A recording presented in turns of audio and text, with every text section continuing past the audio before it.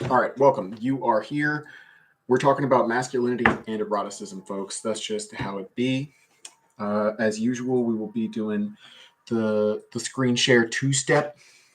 We're going to be starting here with machismo. There's actually a few. Does toxic masculinity have its own Wikipedia page? Jeez. First of all, we should be on Google, obviously. So let's see. Does toxic masculinity, because there's a few of these that have, right? So I have machismo here. Toxic masculinity has one. There's also, I believe, maybe hyper masculinity. Right. So, and maybe in the about in the see also page, we might also have some of this. Similar. Funnily enough, they don't link to each other at that point. Hegemonic masculinity, hypomasculinity. I mean, manosphere, masculinism, right? We have all these things going on. And then what were we machismoing? Right? So, bro, sure. All of this. So, we're discussing masculinity. Of course, as people would say, this is in the sex and gender genre. And then we might as well just discuss eroticism while we're here. I don't really know where I'm going to be going with this, but I want to give myself the challenge. This is obviously some controversial material.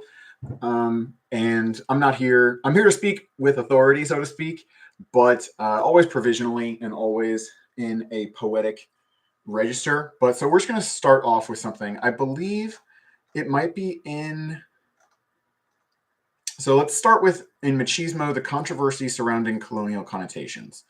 Because in order to work into the interplay between masculinity and eroticism, all topics are connected. This is back to our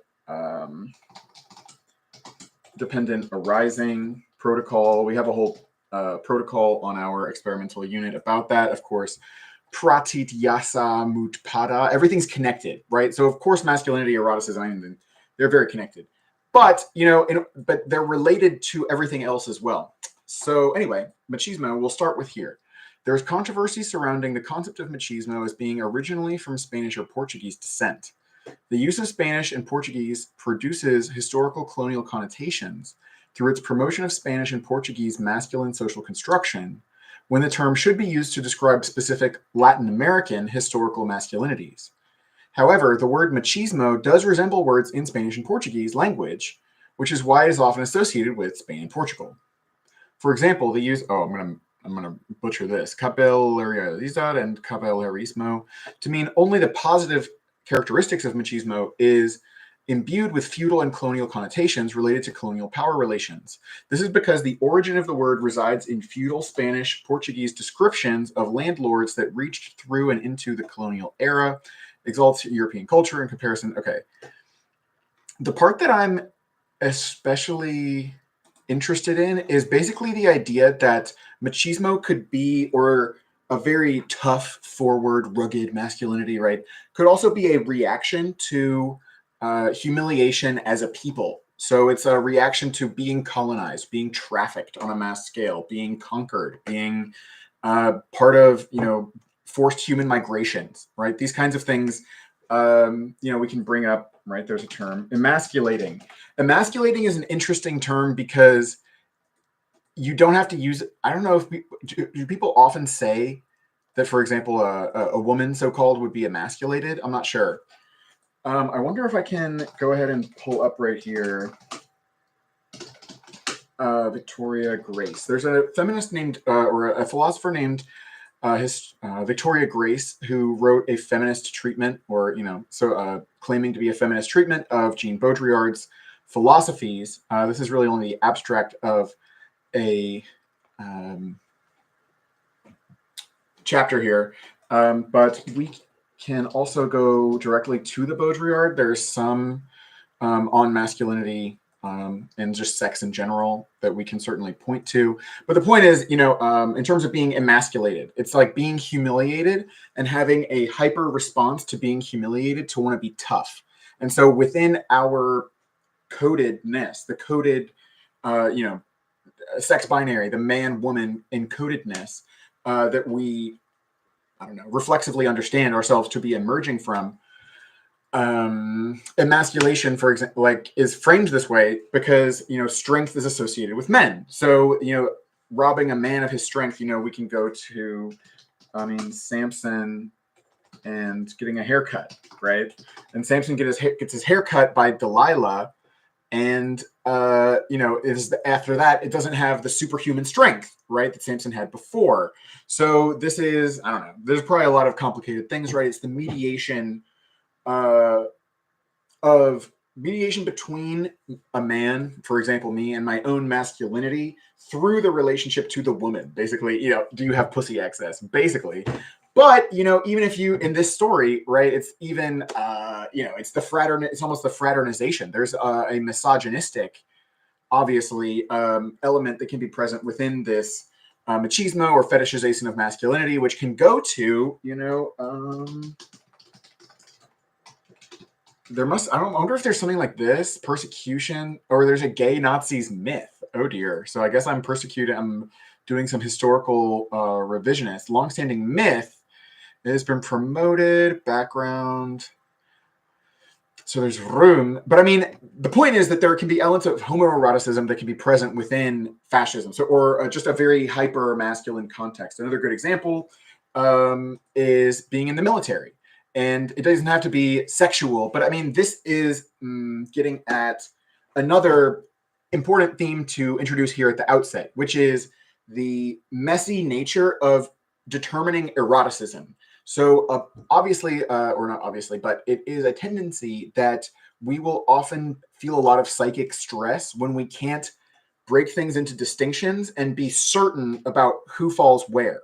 So an example would be, you know, someone might insinuate that I'm gay. And now I need to make sure that you know that I am not gay, right? Or that, or like I've had long hair before and people would think I was a woman from behind, right? Or I was a woman. Anyway, so at that point, it's like, oh no, we must police. Like there is a distinction between man and woman, and I'm on one side and not the other.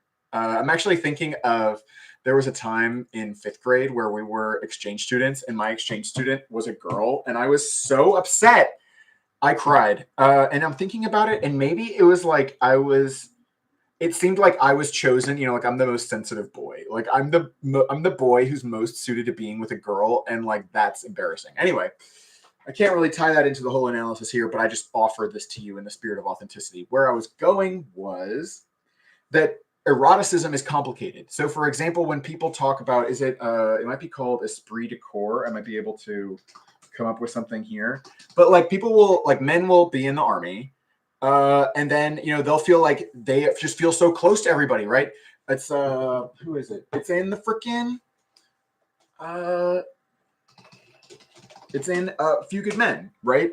Where Colonel Jessup is basically saying, have you ever been in an infantry unit, son? Right? Have you ever put your life in another man's hands and had asked him to put his life in yours? Right? That's what Nicholson is talking to, you know, what are we saying? Tom Cruise about in this scene. And so what winds up happening in A Few Good Men, right, is that, you know, the army guy winds up, you know, he committed a crime, right? And so he did a bad job. And so, you know, he loses. But in terms of the points that Jack Nicholson is putting on the board, right, in the language of the rewatchables, right, which is a podcast, Bill Simmons is a podcast, Bill Simmons, etc. You know, they compare people in movies to like people in basketball games. So like they would be like Jack Nicholson in this, like it's like Tracy McGrady's 13 points in 30 seconds or whatever. You know, it's just like lights out. Anyway, point is, conceptually, Jack Nicholson is dunking in a way on Tom Cruise by saying that, you know, everywhere that we live is in a sense has walls around it, and those walls need to be guarded by men with guns. And so this is a metaphor, by the way.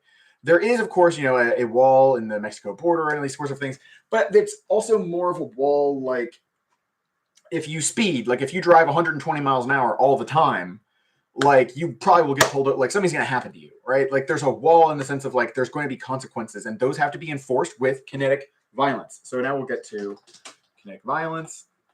And this also sets us up to talk about an element of my theory of enchutification. But so kinetic violence, right? So the thing is, I think this is something Jordan Greenhall, for example, has talked about with John Vervaeke about how violence is a checksum. I don't know. This is like some rationalist bro shit. It's basically just like a checkpoint. Like you come to a checkpoint in, the Mario Kart or whatever, and it's just like, this is the showdown. Periodically there's a showdown and it's like, who's going to win? And like, there's a result at a certain point. And then anyway, again, that's probably what this is. I'm not going to go through this. This is not the point. But they were saying violence is like that. And so actually it's been a big test of, our civilizations, like our social network, our systems of social networks, how resilient they are in kinetic warfare, right? In kinetic conflict. And I think it might be in, I always liked this video. Oh, there's even a transcript too. But there's this, and then this one. They might talk about it in here.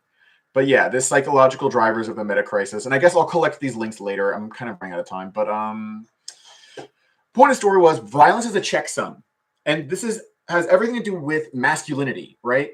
So like if you are on my Moffrickin YouTube, right, you will find a video that like 3 people have ever watched, right? And they probably watched like 3 minutes of it, but that's fair. We have entrotification right here, entrotification. So the point is, like, the point within entrotification is that in order to have order, you want to have some people who are not capable of really understanding what's going on. So now we can already, one of the key references here is Baudrillard, Symbolic Exchange and Death, in the preface, where it is, right.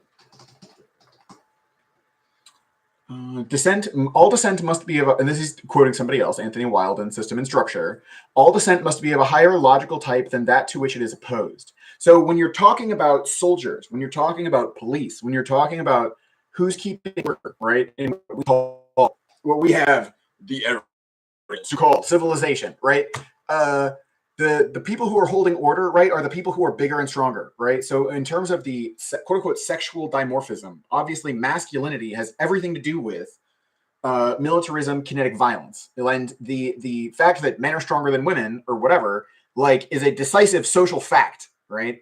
At the same time, we are certainly hyper-constructivists. So, I mean, but we're gonna get to that. Like, my official position is that there really is no such thing as men and women. This is not a natural kind. And that gets us into very spiritual controversies. For example, like masculinity and femininity is crucial to the Kabbalah, for example, or some Vedic traditions, right? Which say that, male and female is inscribed into, the universe or whatever. And that's where, we can also turn back to Buddha Dasa in terms of Dhamma language. And also, I need to make an article about this, but I would express this in a conceptual design, which actually involves concepts. It involves like the idea of transconceptual. It's related to, for example, Shelley's defense of poetry, where basically Percy Shelley is saying that there is no distinction between poetry and prose. That's the upshot there. But in terms of, the Dhamma language, you could also say it's related to Nagarjuna, to truth doctrine, which is basically about how there's a conventional truth and there's an ultimate truth. And because this is from the perspective of like a Buddhist monk, right? So from the point of view of conventional truths, for example, like, I'm certain the sun will rise tomorrow, right? Like, if I sit around disputing that the sun's going to rise, people will think I'm weird conventionally. But at the level of ultimate reality, we can think about things in a different way. Of course, like, Nagarjuna winds up saying that the conventional reality and the ultimate reality are the same. So that's related to transconceptual, where it's like you're using concepts in the same way that direct thought and concepts within poetry. A poetic image, in some sense, requires a degree of specificity, right? If I'm talking about a crow's band, right? Like, there's all kinds of polysemy and whatever you can think of there, but in order to get anything, you have to have certain like connotative and like denotative associations with the words. So you have to rely on a certain degree of classification and like pre-existing knowledge or familiarity in order to deal with anything, at the same time as you're not really accepting that it is really a fundamental category. So basically, we can deal with these categories of male and female without, just because I do that does not mean that I am now reifying them. They are real. They are more real because I humor the category. But we're going to have to get more deeply into all of this. But so anyway, violence is a checksum. Quote unquote men are stronger than quote unquote women. And so enchodification is very important. Enchodification is basically you keep people stupid so that they're not smart enough to really understand how your power works. So therefore, even if they want to destroy you, they are not able to. You can think of the Rick and Morty episode where, oh shit, I'm like scared. Rick and Morty, it's like a sex bot. You know, like Morty gets a sex bot. It must be this. Is this Gwendolyn? But which episode is it in? Relationships, Raising Gazorp. So in this one, right? What goes on in this episode is that there is a planet where the women, and of course it is gendered, right, or sexed.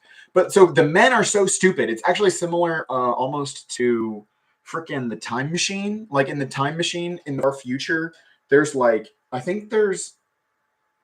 there's heavenly beings on, like, people who are really nice, and then there's like people who are really mean.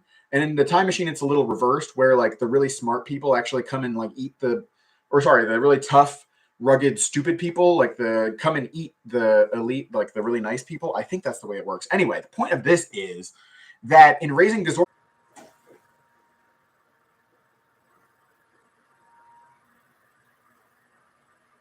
it worked. Okay, wonderful. Okay, so we are still here. We're talking about Raising Gazorp, enchodification. So basically, the men are kept stupid. Of course, in our timeline or whatever, like what I would posit is that it's a crucial struggle within masculinity. So it's not about, men and women. It's like who's getting mistreated. It's not fair, blah, blah, blah. The conflict within is equally as important. So that's also within women or whatever. But also this intense conflict within all of us between, our male and female aspects that way.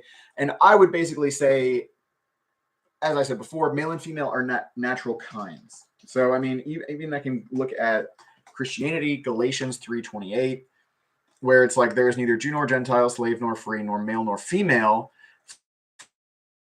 We were all one in Jesus Christ. So Jesus Christ is a guy or whatever. But like the point for me is like in this ultimate way, like our souls or whatever, like they are not male and female. So like there's a sense in which like I don't, what should I say? I don't acknowledge the reality of biological sex, but at the same time, another major inspiration, right, is Eroticism by George Bataille, where it's discussed that there's an aspect of eroticism that all do with sexual reproduction, and I think that is the case. What we call sexual reproduction is part of our causal story. It's how we got here. So crucially for me, sexual is an epiphenomenon of what we call asexual reproduction, erroneously and disrespectfully, since it precedes sex. But anyway, like, and we might asexual again in the future, where we don't need to engage in sexual reproduction in order for life to persist into the future. So, but even so, sexual reproduction will always have been part of our story. So therefore, it is a crucial aspect, that there are these twin functions and so on and so forth. So in discussing masculinity and eroticism, let's see, we've gotten to a lot of things. One of the things that I want to mention, it kind of picks up on the machismo. It's the association of heterosexuality with being penetrated. And so this idea that like, if there's two men having sex and there's one fucking the other one in the ass, right? The one who's fucking the guy in the ass is less gay than the guy who's getting fucked in the ass. And this especially translates into situations of rape, right? So if you imagine in prison, right? Like, are you the kind of person who fucks other men, or are you other men? Like, then you will be a bitch, right? You will be somebody's bitch if they fuck you in the ass, right? And then, if you never get fucked in the ass, right? You are a manly man, right? And so this sort of thing translates obviously into our conception. And of course, this translates into psychic whatever, the character armor. And so now we can rock from symbolic exchange and death to seduction, if possible.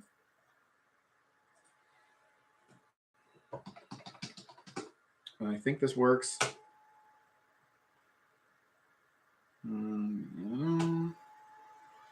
Yeah, so I mean, this stuff in seduction is very interesting. This is some of the first Baudrillard that I read. So let's just go through this a little bit. The irony of artificial practices, the peculiar ability of the painted woman or prostitute to exaggerate her features, to turn them into more than a sign, and by this usage of not the false as opposed to the true, but the more false than false, to incarnate the peaks of sexuality while simultaneously being absorbed in their simulation. The irony proper to the constitution of woman as idol or sex object. In her closed perfection, she puts an end to sex play and refers man, the lord and master of sexual reality, to his transparency as an imaginary subject.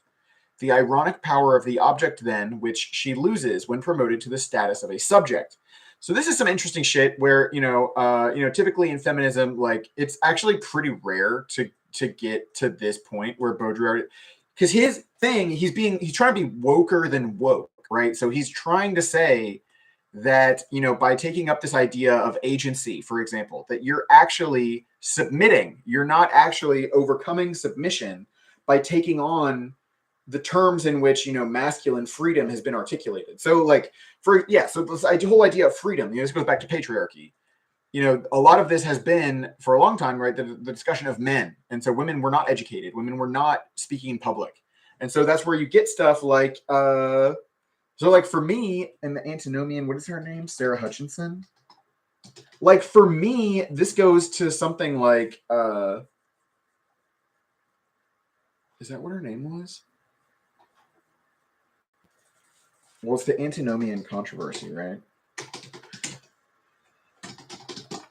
Like, I don't know if people really think about it this way, but I think it was Rebecca Hutchinson? Anne Hutchinson, right?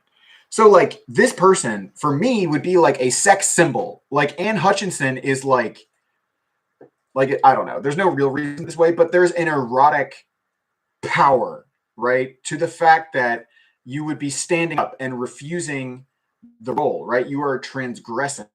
And that's part of what George Bataille is talking about, like the pleasure of transgression. And so that obviously relates to, the dynamic between men and women, where there obviously rape has been committed. People have been forced to have sex, forcibly impregnated. We're all descended from rapists and people who have been raped, right? So that's another aspect of this where it's like eroticism is it's a multivalent, morphic, and it's a pluripotent. I'm saying too many things. It's many-sided, right? It's good, bad, right? So when we think of eroticism, it's funny because like even the most innocent people, right, they'll have sexual desires, right? It's kind of funny to think about because oftentimes we're kind of we're dissimulating. It's almost takia. We keep our our sexual self and our public-facing self are very separate, or maybe sometimes not. But anyway, the point is, what was the point? I don't know, something. The point is, like, eroticism is actually a big thing, and I think I mentioned this in in something before. Did I mention it already? Now, basically, everything is tied together, which means everything is penetrating. So it's not just that things are penetrating, and this has very obviously erotic sexual aspects. And you can bring it already back into religion with the idea that we are penetrated by the divine, right? So in the sense that, Jesus Christ is the hyper masculine who's coming to fuck, whatever, right? We already have, this is actually over here, referencing the ecstasy of Saint Teresa, but this is happening to all the boys too, right? Like Jesus Christ is fucking all of the church fathers in the ass with love, right? And that is why he's the head of the church, right? I mean, and those men have power and also sexual power, right, over other, the priest has. Anyway, obviously I don't have inside story about the sexual, but there's no question, right, that eroticism, masculinity, like these things are all fraughtly tied together when it comes to religion. But where was I going with that? Just the idea that we're penetrated with the divine or shot through with the Holy Spirit, right? But you can also frame it as hyperfeminine, right? We are enveloped. So you can also think about it like we are being milked. We're being milked by the universe. This is very much the louche, paranoid fantasy, that we are being milked for our, painful emotion. That's a way of basically casting the entire rest of the universe as a succubus. And so, again, we have, we might be associated with masculinity. We could think about it like, what is our negative energy? Like we could think about that as that's our menstrual blood. We could think about it as, just our regular blood, but we can also think about it, right? We're coming, right? We're getting milked. And there's even an aspect of this.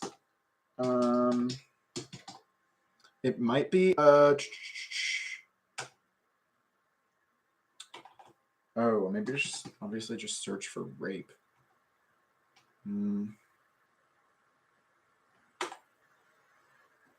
But the point was there's a point where somebody was like defending themselves in court saying that I didn't rape you because you came, right? And of course you can find that sort of thing in pornography now, right? Like pornography is at the point where it's doing this aggressive brainwashing. And part of what's funny about it, right? It goes all the way back to, it's a very key point for me. Give to Caesar what is Caesar's. So the key aspect of this is that Caesar does not own the coin just by having the face on the coin. It's sort of similar to the demiurge, right? Just because the demiurge creates material reality doesn't mean that it is the demiurge's, right? There is something even beyond, right? And so Caesar did put the imprint on the coin, but he didn't make the material that the coin is made of. And so he doesn't really own it. And so similarly, you can also think back to, the whole phenomenon of the rape baby, right? So forcible impregnation, right? This is obvious, this is at this point, a pornographic fetish, it's like the on this can easily become, who would be so sick to think about this, right? But the reality of the case is, the erotic reality is that we are all descended from people who were forcibly impregnated, and we're all descended from people who forcibly impregnated other people.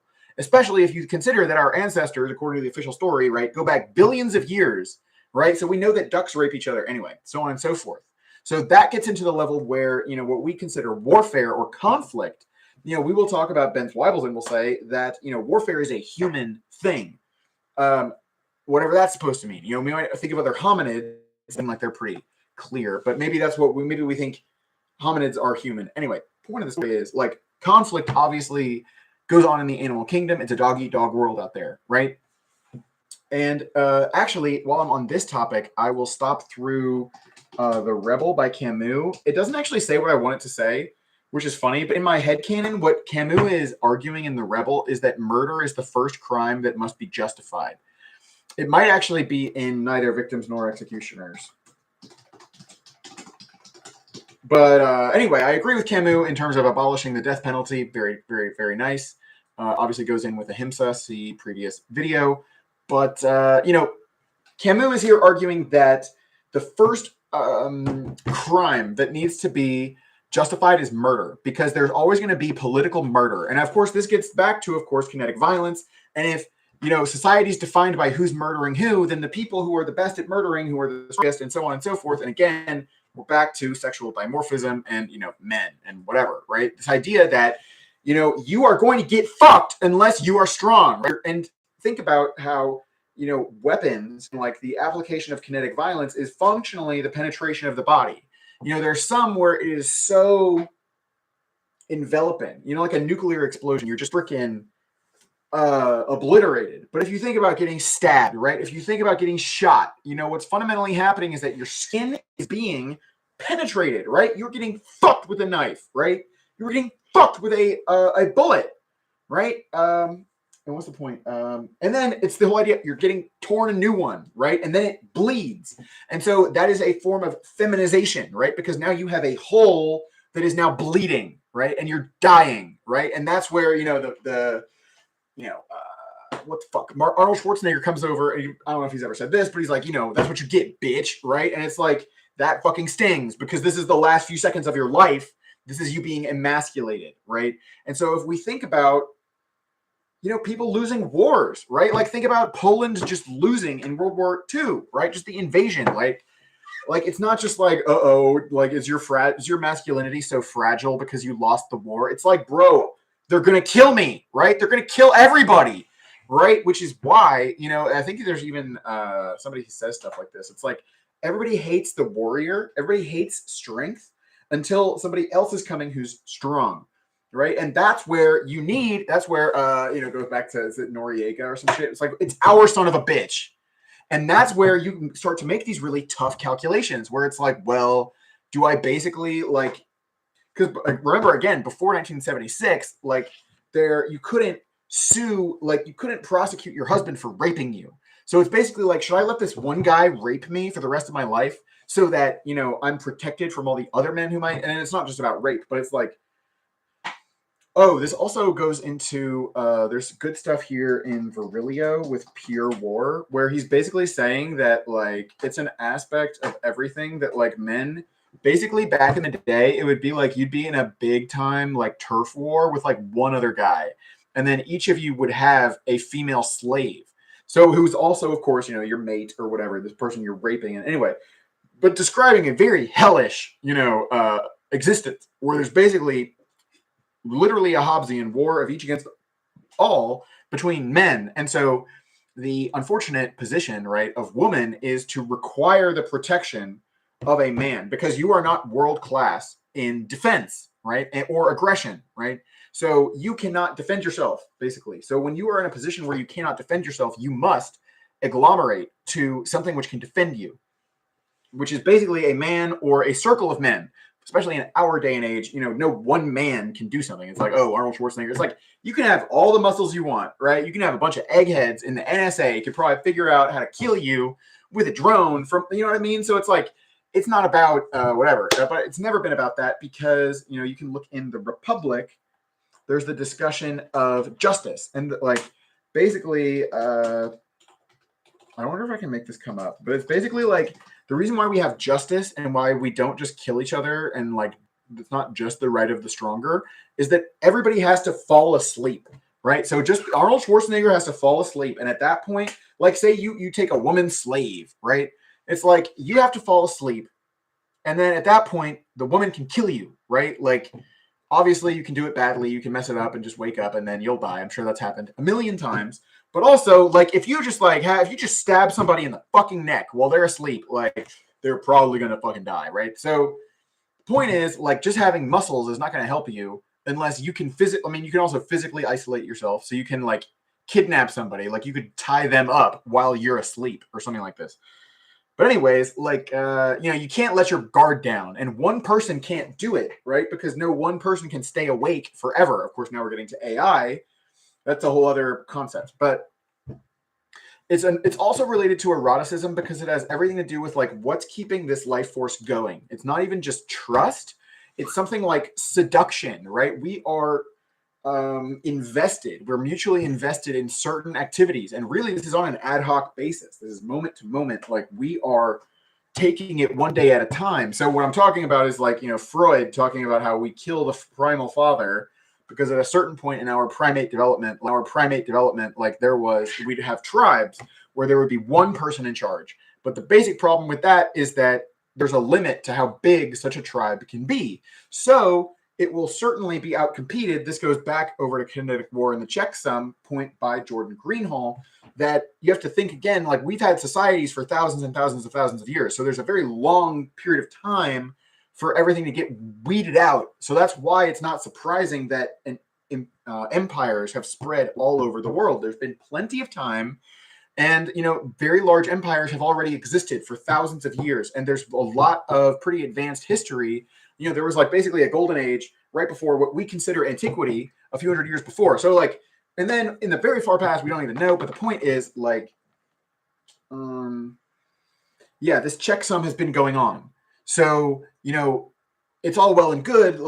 You can think about, I don't know, we're going to be Sigma males, right? We're going to, it's they were nice guys, where they didn't mistreat the women and they didn't rape anybody and blah, blah, blah. And it's what happened to them? They all got fucking Babylonians or whatever, right? And it's the kind of shit nobody's ever fucking heard of. And then you're back to like Achilles in a way, because it's like, yeah, there's a lot of people nobody's ever heard of because they got fucking murdered and they couldn't write and nobody cared. And ultimately there were like big dudes with swords who came and killed everybody. And then the people who were kind of cool with them have set the tone for culture and stuff like that. So that's the kind of thing that's like a difficult thing to work with, because it's all well and good to be like, oh, we don't want coercion, right? We don't want toxic masculinity or whatever.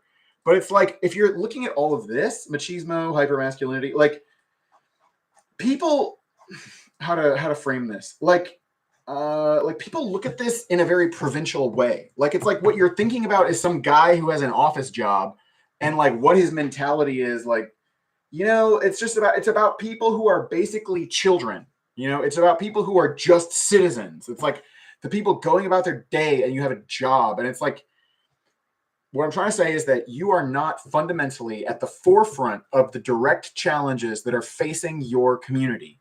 Because first of all, those sorts of challenges are classified, right? They're secret. So like masculinity in this sense, if you look at it, the eggheads, right? There, with the Industrial Revolution and science, all of a sudden, it's always been about, go back to Archimedes, right? It's always been about how do you fucking hit somebody with some shit from far away, because it's all well and good to be courageous, but it's even better if you can just fucking kill everybody who's against you without them ever having anything to do with you, right?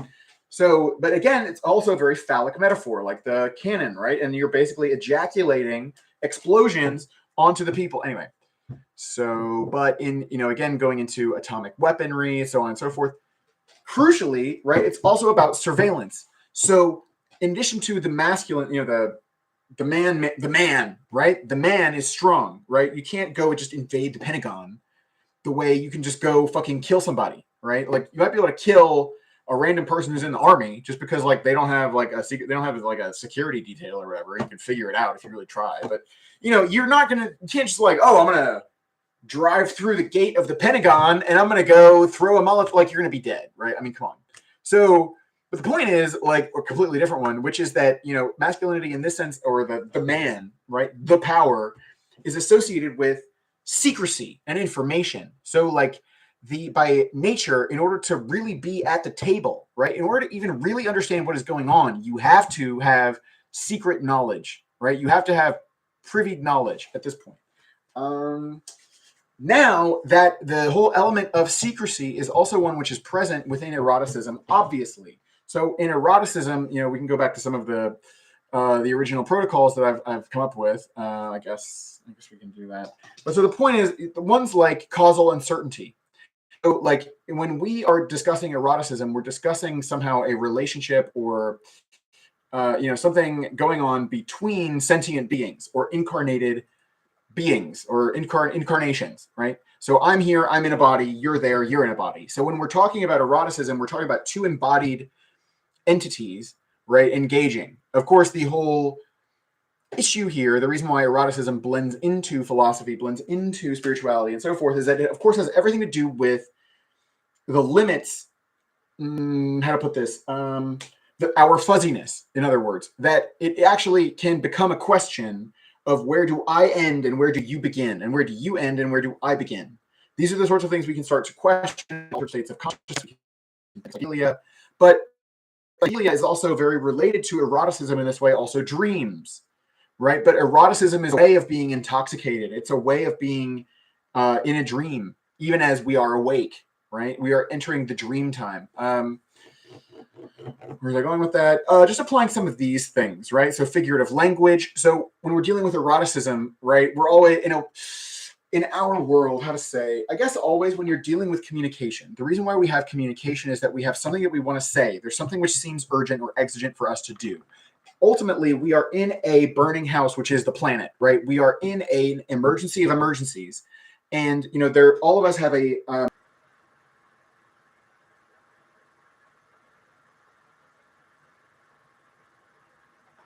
All right, so we keep losing everything, but that's fine.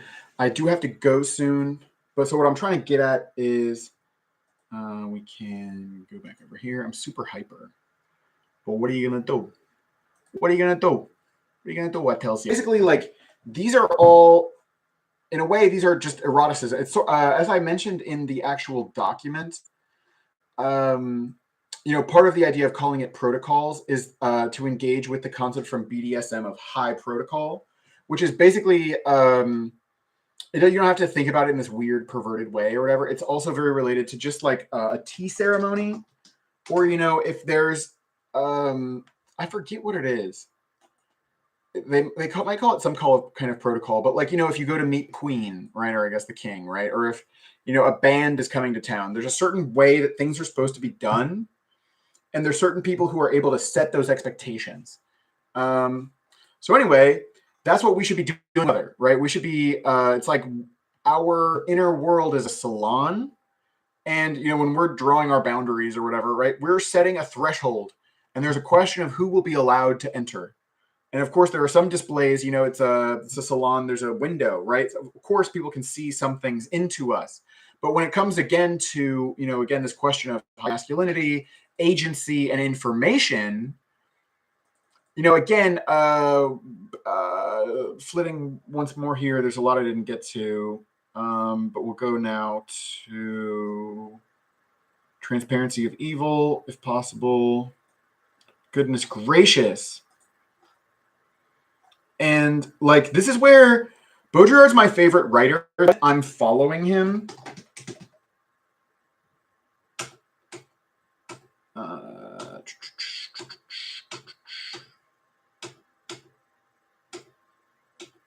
For all transsexuals, right? So, I mean, Baudrillard will say different things at different times. And so Baudrillard seems to have some nostalgia, whatever, like, oh, wasn't it nice when things meant what they did? But, he says we're all transsexuals symbolically. And it's like, whatever, the whole biological issue, this doesn't really make any sense, because he said in his first chapter that all of these domains are imploding together. And so when he says that something is happening virally, that's not actually importing a term. It's not appropriating a term from biology, because the distinction between biology and whatever the hell it is that he's talking, semiology, has collapsed or something. Yet here he's saying biological versus symbolic. Again, I go back to transconceptuality, where it's like, in terms of what you're talking about in terms of biology, I'm not denying anything. It's simply I'm denying certain significances which are imputed. Anyway, but so we're transsexuals, and this is where it gets into my idea of the transsexuality of the mind. So, we talk about, for example, a brainchild. That's where you create something. Anybody can do that. But a brainchild is, again, very similar to this ejaculation, because then ejaculation also can mean an expression, right? You say, you ejaculated, you interrupted, right? Which is basically, you gave a facial, right, to the fucking conversation. You fucking cream pied. Anyway, so when you do that, right, you might say like, oh, you planted a seed in my mind. So with seed, planted a seed in my mind, we have this agriculture, sex, mental confluence. And there's probably even other ways, even computer science, right? A kernel, a seed of whatever. Anyway, of a number generator. What's the point here? Right. So my brainchild, so my child is at the same time my cum, right? Because my brainchild, like I sit here, I gestate, right? I conceive.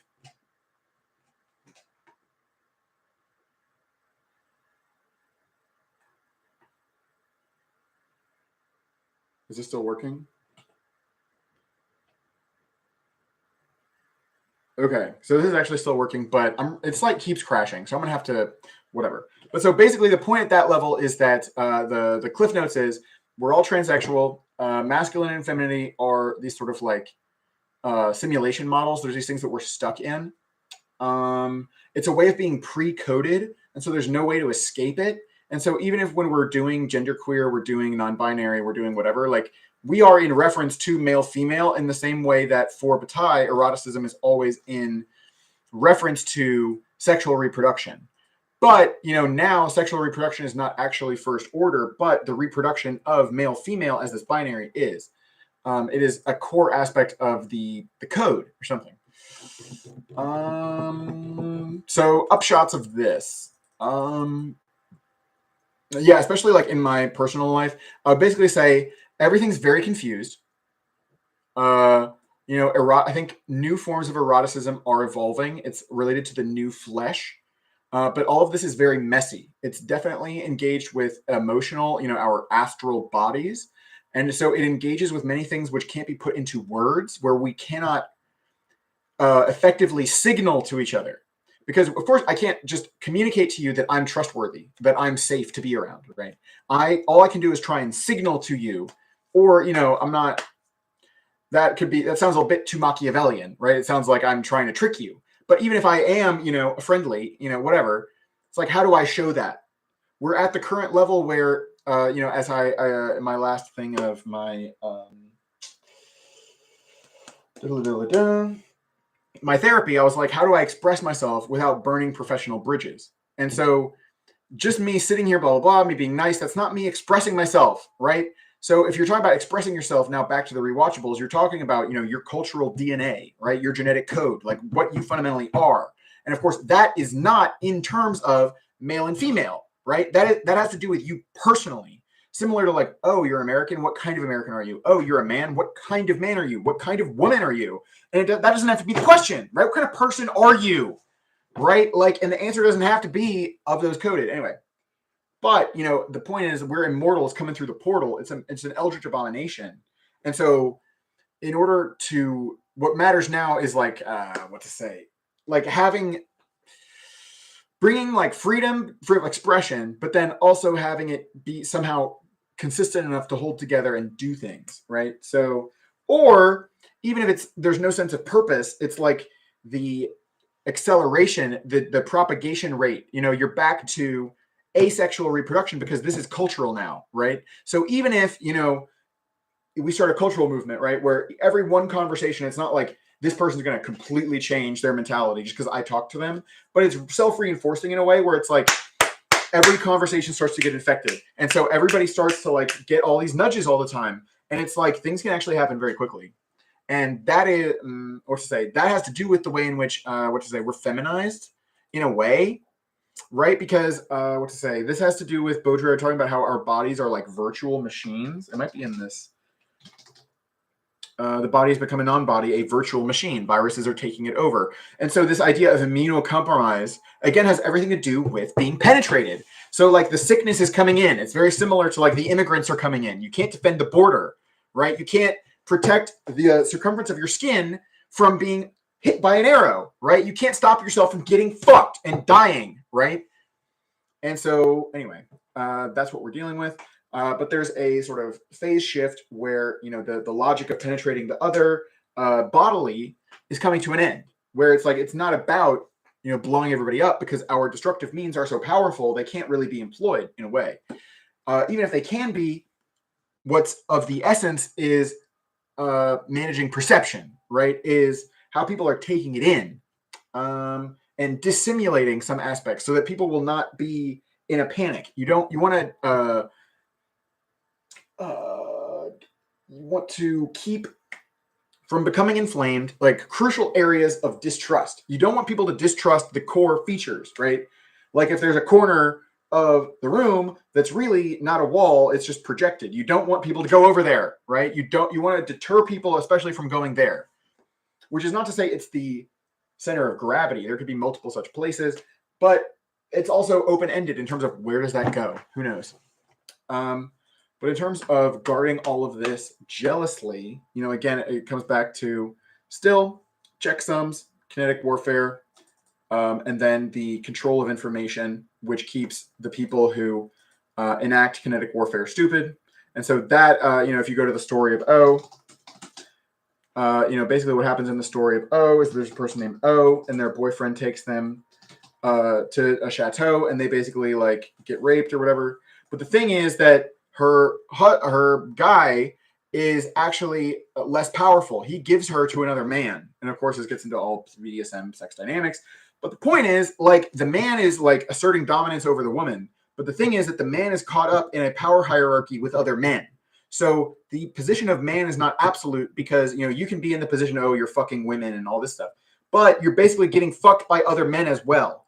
And ultimately, there is no man who's not getting fucked.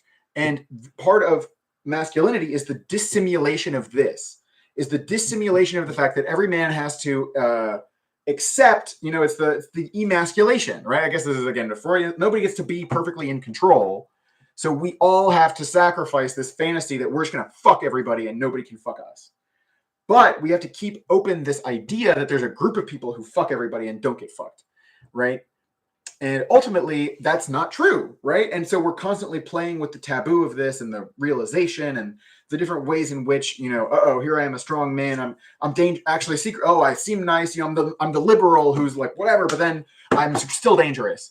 Or, you know, you're the tough guy, blah blah blah, but actually, like, you want to cry. You're a little boy, right? Or whatever. The way people think about it. But we got to get more genderqueer with it. I'm unfortunately running out of time, so hope you enjoyed this. Just want to keep streaming. See you next time.